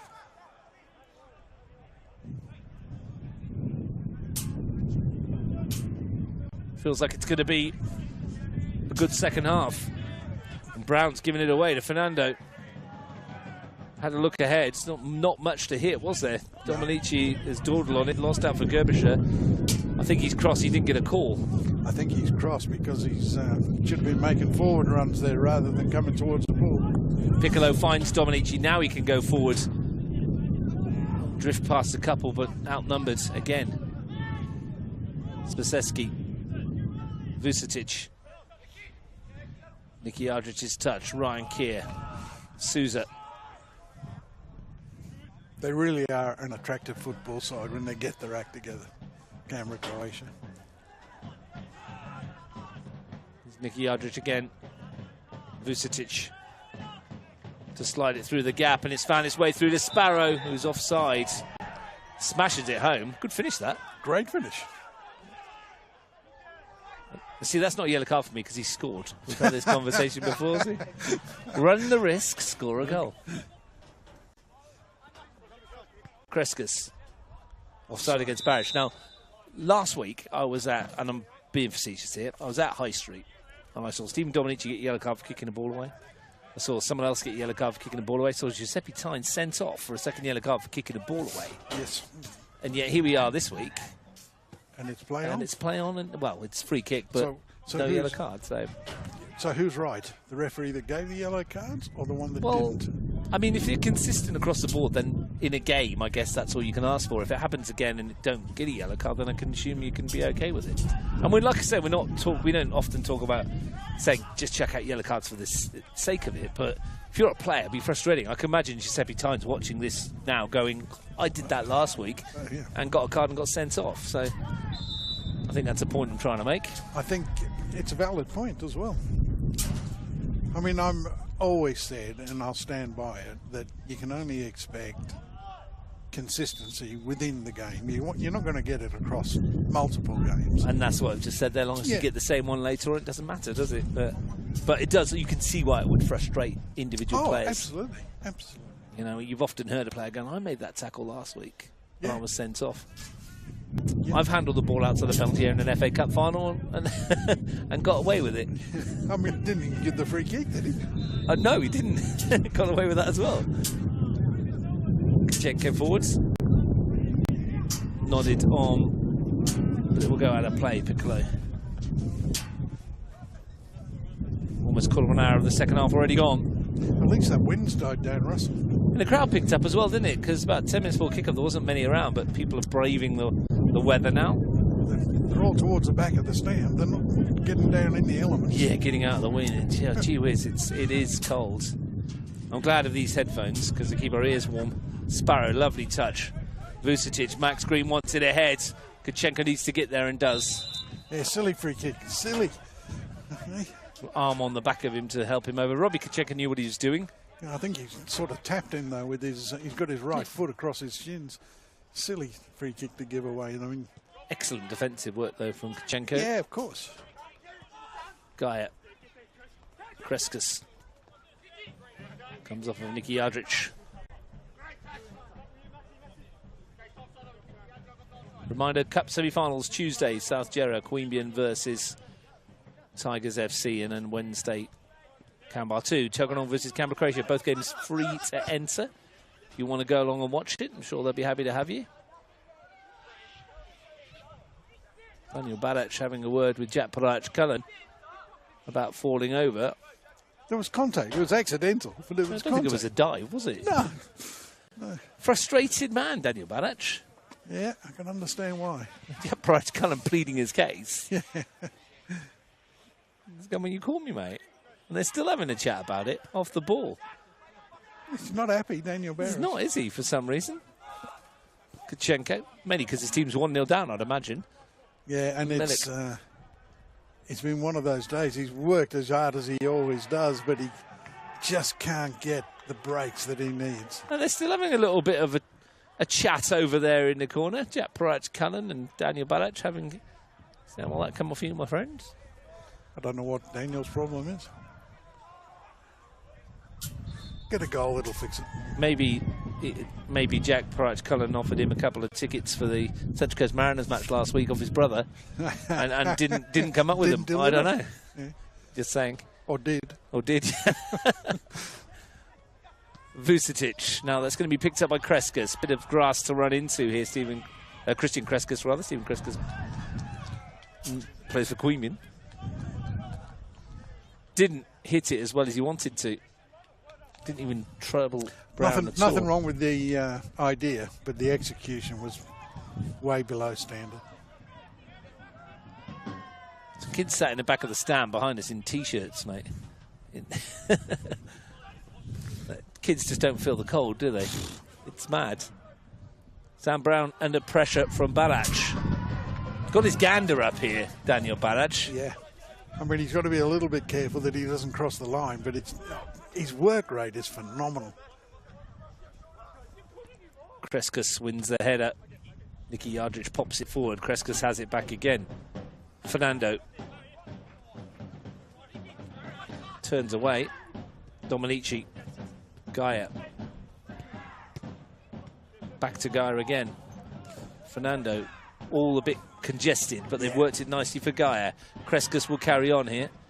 Nicky Yardrich just decides to concede the corner. Probably a good choice. Yeah, safety first. But this might be the best avenue back for Monaro because they're not creating a lot from general play. So maybe a set piece is what they're looking for, and certainly Barrage is going to be odds-on favourite to try and get on the end of this. Kreskas whips it in towards that far post. It was retrieved by Bassa Silk. Just a bit too much on it, and Ryan Keir can launch one in the direction of Marko Yardrich. And Melik comes across to see it out. Good play, though, from Canberra Croatia. They're up the pitch, they've got a throw, and they're in charge again there. And in no real rush to get on with it. No need for them to do so. They lead by 1-0. They want a second. They want a second, the comfort of a second. They're not going to rest on their laurels by any stretch of the imagination. No. I mean, if they get a second, they'll want the third. That's the kind of club they are. Yeah. 18 minutes of the second half gone. 1-0 difference. Illich clips it away. Gaia. Sparrow bounces off him. Gives it away. Vucetic. Marko Yardrich.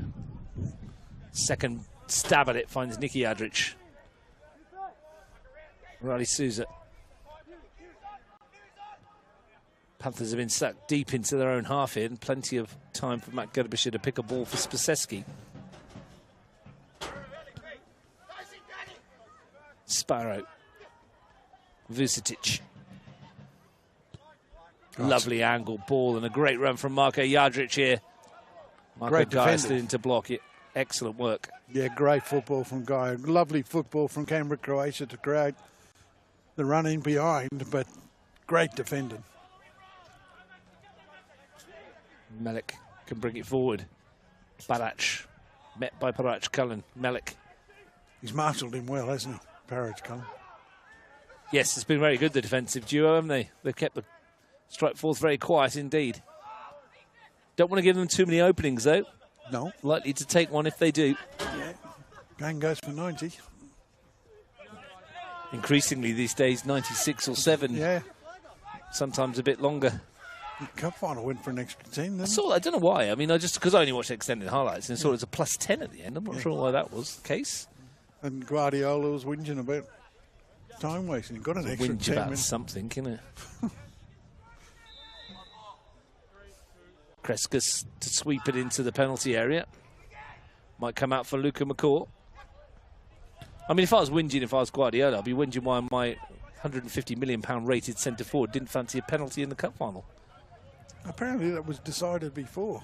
Well, he's missed 3 of the last 7, but I mean, if I'm paying that bloke enough money, and he is a good player, Erling Haaland, don't get me wrong, you would have thought a striker of that ilk would have gone, well, if there's a penalty, I'm all over it, mate. Yeah. Anyway. You miss a couple. So what? It's a penalty in the cup final. I know, but it's... Bruno Fernandes missed a couple, and he stood up to take one in a cup final a couple of years back. I just think your big-name players who take your penalties, I don't think Mo Salah's going to turn one down, is he? I mean, the boy that took it should have scored. Yeah, Marmouche. What's going on here? Don't know. Waiting for the game to restart. They had a ball in his hand. Good save from Henderson, though. Yeah, it was, yeah.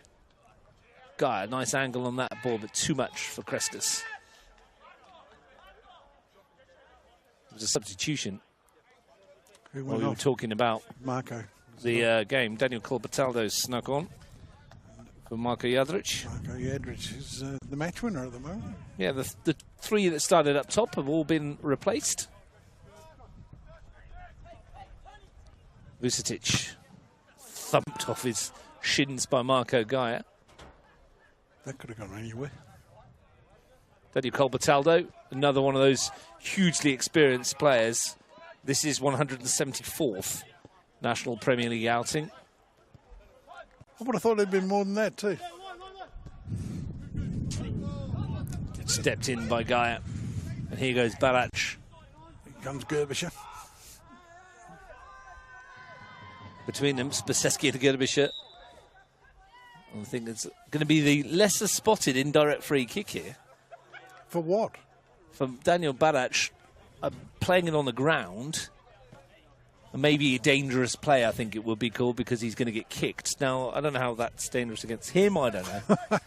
But I think that's what it's for. I think that's what they often give those ones for. Endangering the opposition by laying on the ball. Tomonici finds Fernando. When he's turned into trouble, Daniel Colbertaldo, who's won it back. Oh, he's not. He's won it back by kicking, and he's kicked the ball away here. Dangerous. To be careful. Yeah, dangerous. I mean, she's been consistent. She didn't do it with Sparrow. And that's what we were saying earlier, wasn't it? As long as the consistency comes in. I don't know why players would run the risk, though. I mean, it's not as if it's a new rule. No. Mind you. Wasn't much complaint for Fernando that he actually caught. No, he was actually going away, yeah. But he was certainly trying to stop them taking it quickly. But he succeeded. I've never made a mistake from up here. We don't, mate. Honestly. Well, we do sometimes. Max Green. Injection of pace from Green, looking for the pass now. I think he was looking for Spaseski to continue the run. He was. Kreskus elects to keep it in rather than let it roll. They might have played themselves into a problem here, but Kreskus got themselves out of it. Substitution. Brace of them. That saved them a little bit because they took that quickly and they were immediately under pressure here. Bassasilk off. Zach McLaren, is it? Zach McLaren on. Michael Piccolo off. Ryan Straub. It's an interesting change too. 2 midfielders.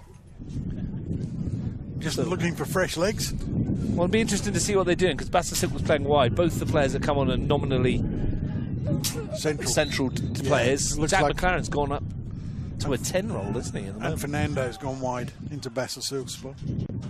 Interesting. Keep an eye across those. Here's McCaw. Barac. Maybe it's to get a bit of support up to these front two.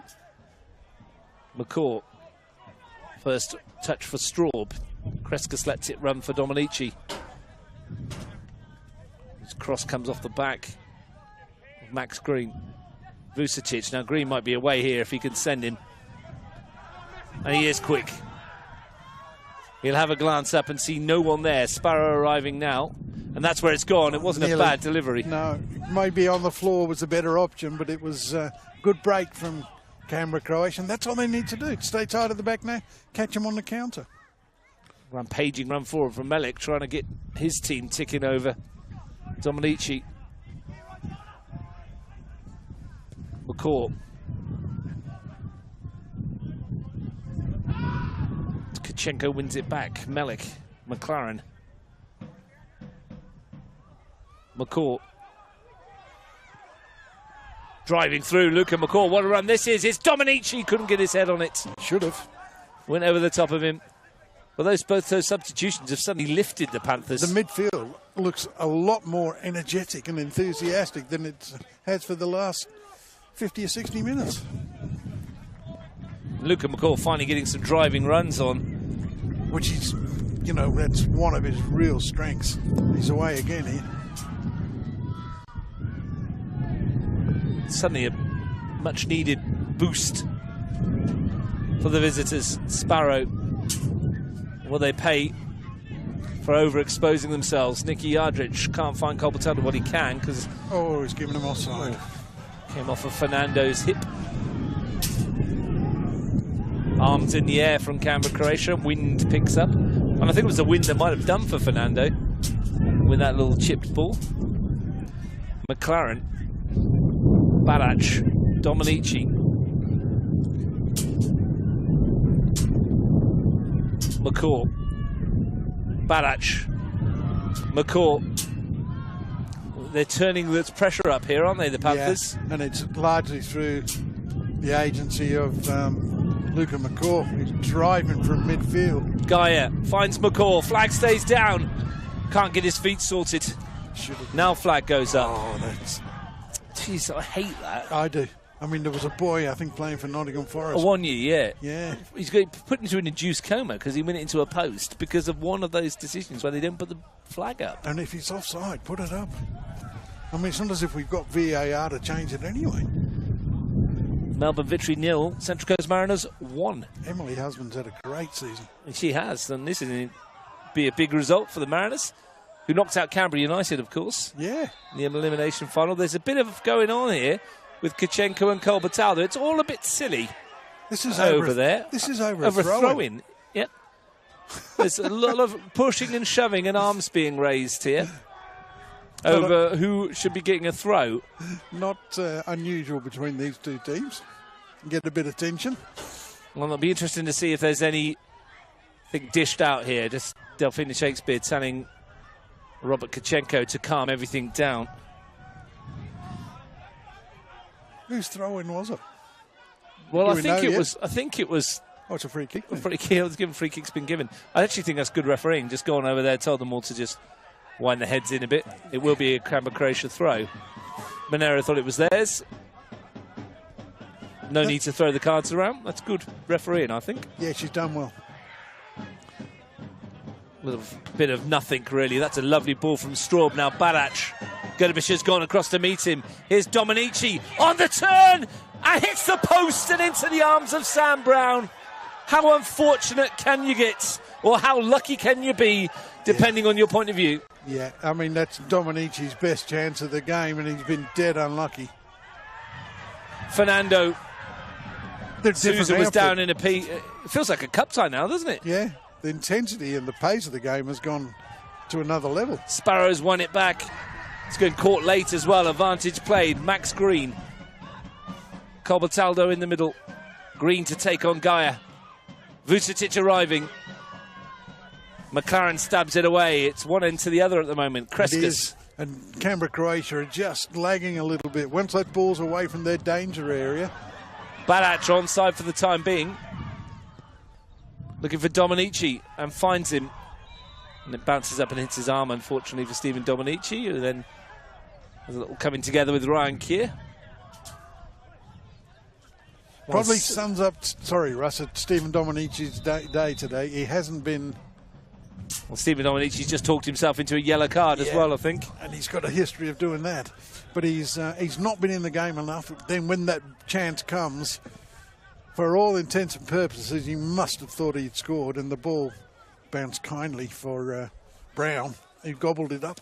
Really unlucky, wasn't it? It Lovely was very turn. unlucky, yeah. Sam Brown beaten all ends up. That's the third yellow card of the season for Stephen Domenici, by the way. I bet none of them are for a foul. I bet that's all for dissent. All for chats. But you win, your luck's in, your luck's in. Could have gone anywhere. I saw a goal yesterday. Bangira hits the inside of the post. Marco De Pauli, not a chance, goes across goal and in. That one hit the post straight into the keeper's arms. Cole Bataldo's won it. There's a coming together again in midfield. Max Green against Marco Gaia, and I think it's gone against Max Green. It has indeed. Who's incredulous. Maybe the initial contact was from him when Gaia caught him on the follow-through. It's just simmering along here, isn't it? Yeah, it's just reaching boiling point. Well, the introduction of McLaren and Straub has certainly given some fizz to the Panthers. And he might be given a yellow card here, Zach McLaren, for the challenge on Tony Spaseski.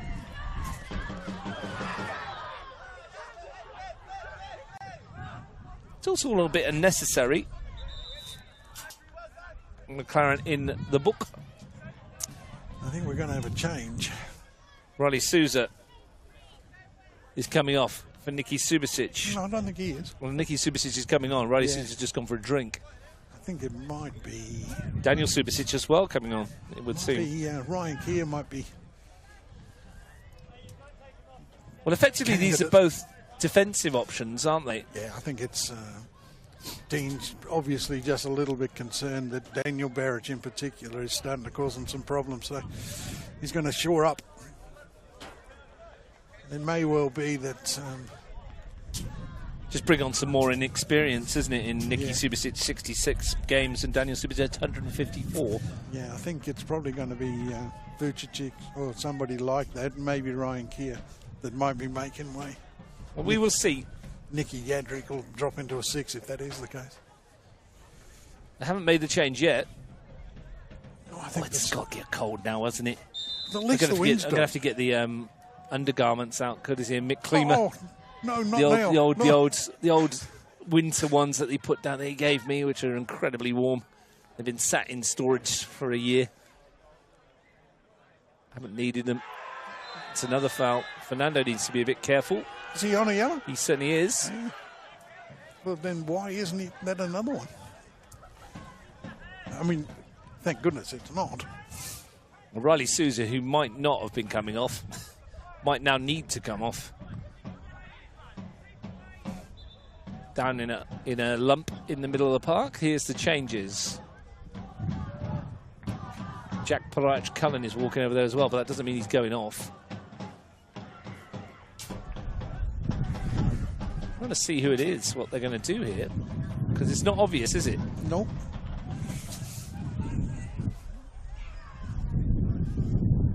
And that wind's definitely died down. It's now a gale force. It's biting as well, isn't it? Those of you sat at home in the warmth of your house, I hope you're enjoying this. Good luck to you. Riley Souza, I think, is going to be one of the ones that makes way. It is. And it is Bright Cullen as well. So technically that could be a like-for-like change. Nick Subasic into fullback, Daniel Subasic into centre-back. Yeah. Makes sense. And Ryan Keir will get us underway after that truncated break. Wasn't as long as I thought it was going to be with the Riley Souza substitution, but they were there for a while, weren't they? The Subasic boys ready to go. I think it's got to add a couple of minutes to the end of the game. Not 10, though, I wouldn't have thought. Ryan Keir stabs it back for Brown. Have a check on 34 minutes. we played in the second half. That's a great touch. That's not. Gaia always lost out to Colbertano, and this might be problems. Max Green advancing on goal. Can he finish? He can! Underneath Ilic. Punished the mistake. And Max Green scores for Canberra Croatia. And with 10 minutes to go, it might be the critical moment. Comedy of errors, unfortunately. Gaia gets caught in midfield when he shouldn't have, given the ball away in a bad area. Colbertaldo, not the player you want to give possession to in that sort of place. Finds the pass. Green strides purposely into the box, and his shot really should have been saved by Ilic. It's gone underneath him, and it's the first mistake the young goalkeeper's made all day. But 2-0, mountain to climb for Monaro. And it's not unusual that Canberra Croatia score late in halves. Fifth goal in all competitions, a fourth in the Premier League for Max Green. But I think it's about 4 or 5 games in a row now, isn't it, that he scored?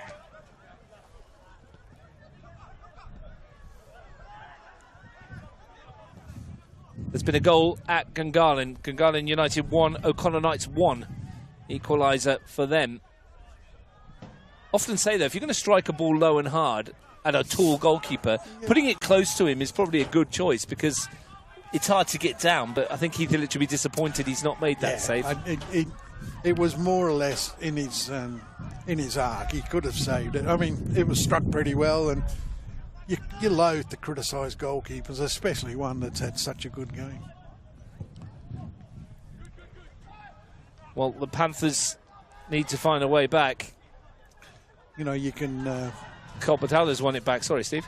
I was just going to say, you can blame the keeper a little bit, but really, the ball was given away too cheaply by Gaia.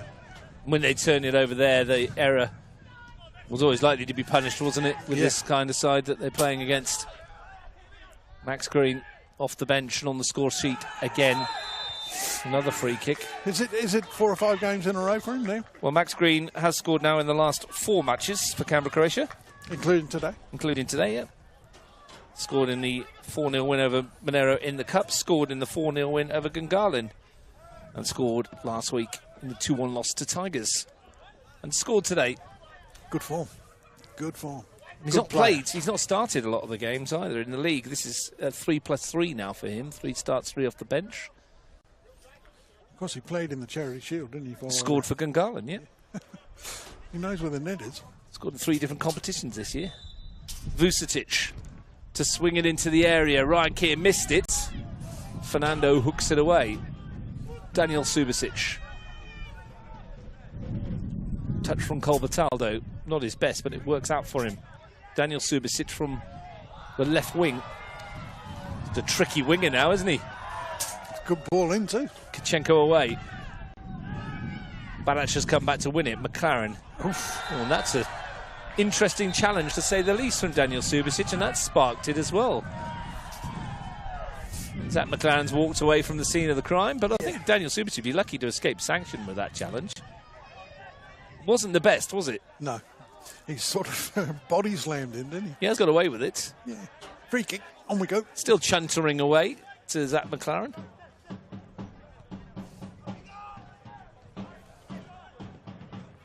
Clip forward up towards... I think I'm right in saying, Russ, if the result stays the same, this will be 3 out of the last 4 that Monaro have lost, including the cup game. Max Green, well, somehow it stayed in. No, it hasn't. Yeah, Monaro lost 4-0 here to Croatia in the cup. They beat Ugali 3-0, then they lost 2-1 to Queanbeyan last week. And then losing today. They've conceded now 8 goals in the last 4 matches, having only conceded 3 in their first 4. Yeah.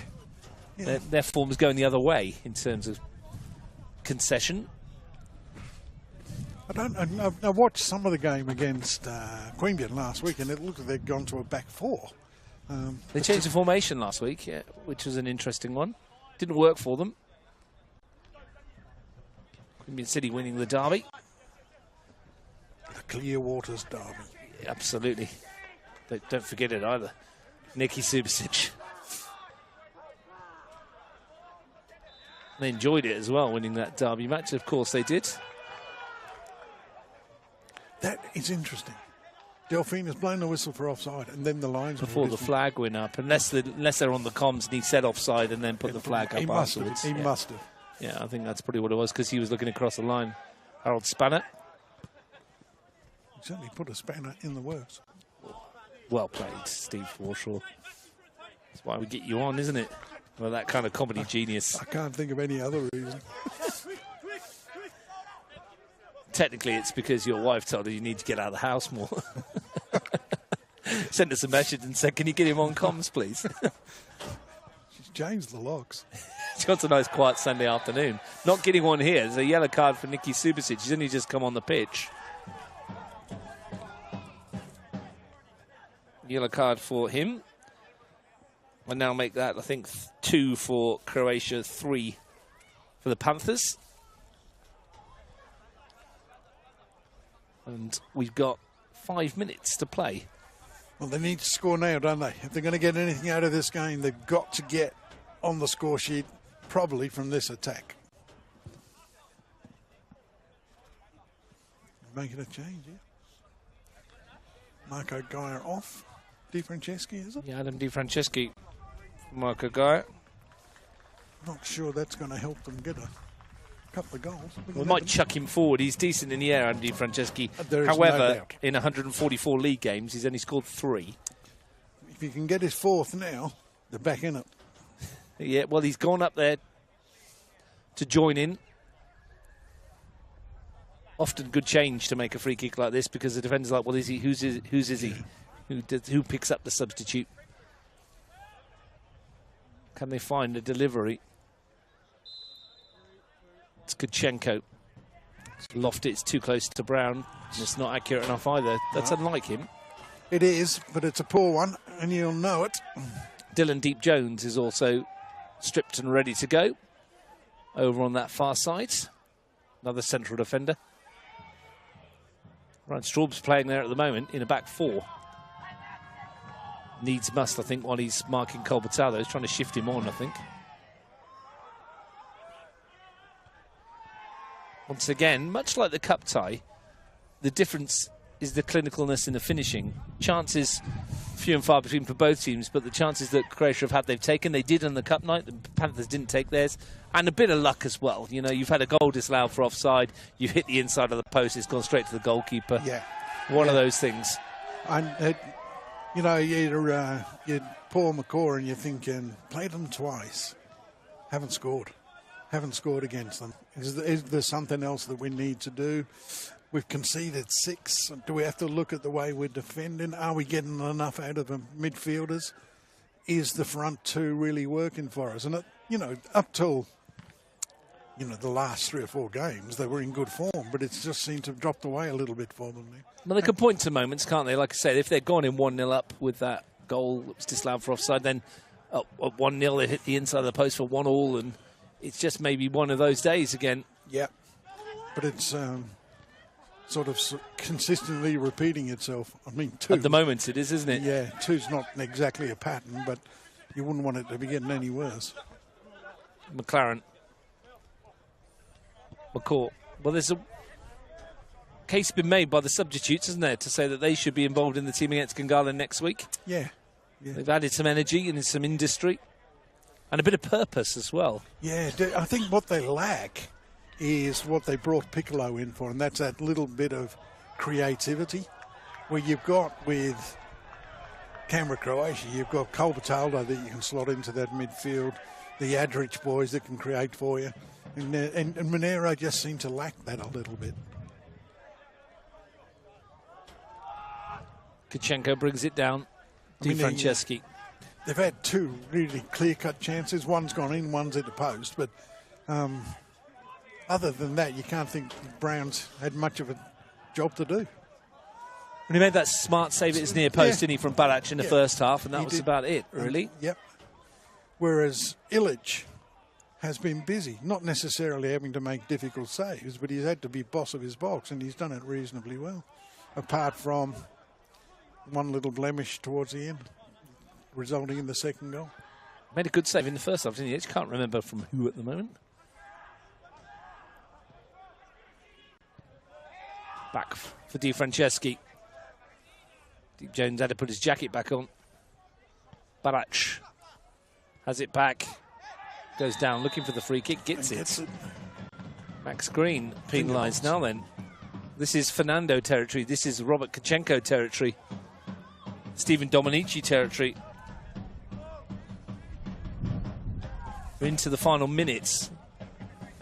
They need this to go in, and then hope that they get a few minutes of stoppage time to sort themselves out. Well, I'm back in 5 or 6 minutes extra because there's been a few hold-ups.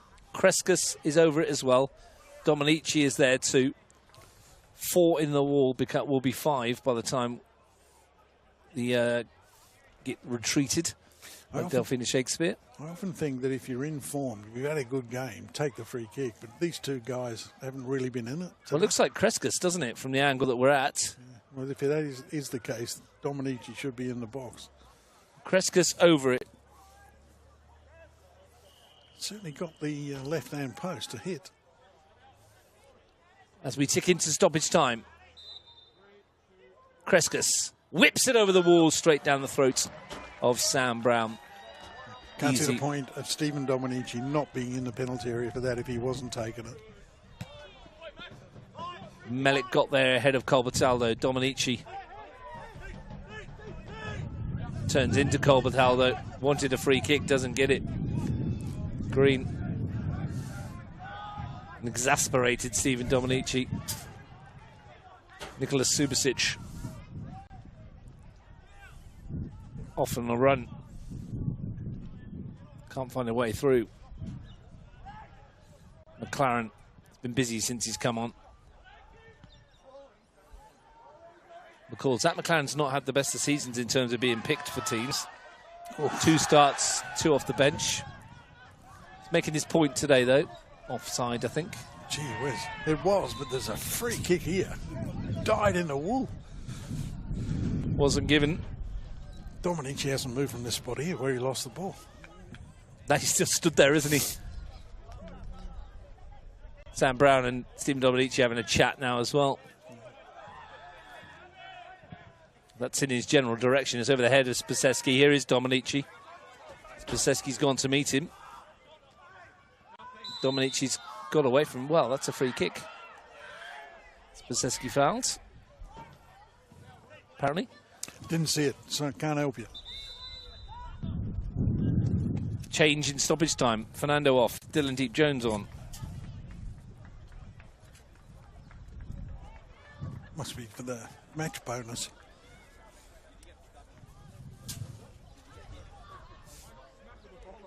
Interesting change, isn't it, at this stage? It's, I mean, I don't know what that change is supposed to do. Fernando's on a yellow, but even that at this stage of the game. Yeah, I mean, that's the only logical reason. Green beats Di Franceschi in the air. Kachenko punts it forward. Niki Subasic with a downward header. Deep Jones gets a touch. Not a bad one either to find Barach. That's why he's on. Barach to swing it in. Great keeping. Yeah, Sam Brown never going to drop that. No, great hands. And then Stephen Dominici and Matt Gerbischer having a bit of a giggle. Gerbischer threw himself to the floor. Colbertaldo leaves it for Green. Nicky Yardrich. Spaseski. Space for Vucetic. Happy to take it to the corner at this stage and win the corner himself. Yeah. Game management, so they say. Not the greatest thing for a spectator to be watching, but nonetheless. It's a win that's going to put Canberra Croatia top of the table. 15 points. Tigers on 14, Panthers on 12. And nobody can argue that they don't deserve to be there. There's a committee meeting going on here. Well, behind us, Spaseski, Spaseski, Gerbischer and Dominici. Having a chat about something. Nothing untoward. I think they're just saying, geez, it's got cold.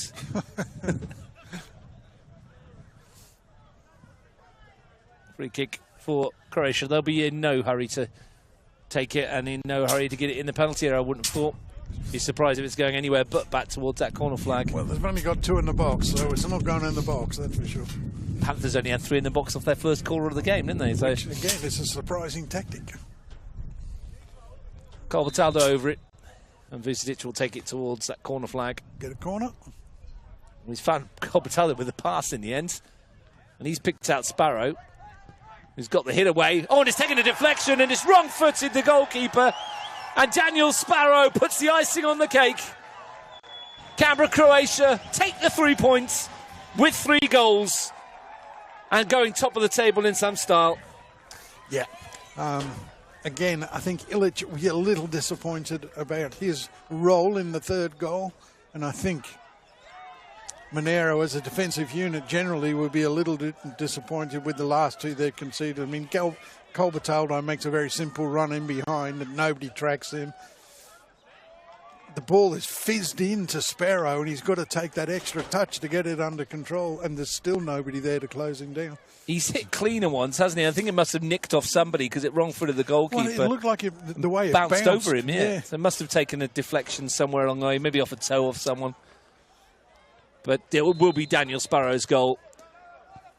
And the substitute scores, much like Max Green, and that's 4 league goals for him for the season as well. And he's got 6 in all competitions now, Daniel Sparrow, which is a great return. Yeah, fantastic for a bloke that's not a recognised striker. Almost the last kick of the football match from Daniel Sparrow. And it's Canberra Croatia who will go home with the spoils, Steve. And, well, as you say, it's hard to say that they didn't deserve it based on what they've done today.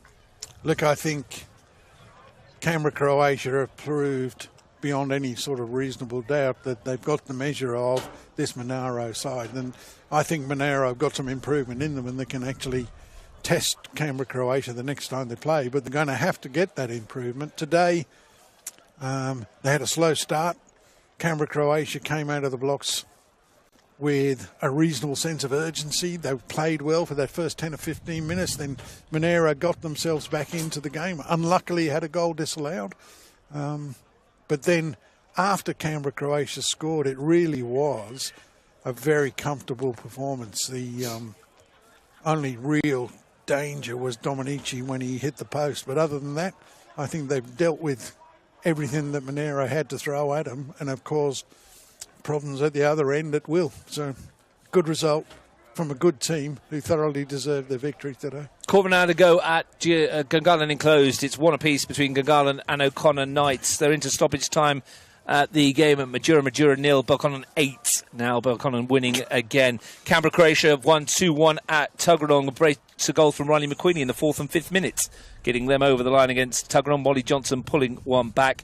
They're into stoppage time at Melrose. It's West Canberra Wanderers 1, Gungahlin United 1. That's where you at around the grounds here at Deakin Stadium. As the crowd disperses, we'll say thank you to Steve Forshall, thank you to Michael Whitman-Della, thank you to the guys up in Brisbane on the production. Canberra Croatia scoring once in the first half through Marko Jadric, then twice from substitutes in the second, Max Green and Daniel Sparrow. They'll go top of the table with a comfortable win in the end. It's finished Canberra Croatia 3, Monaro Panthers 0.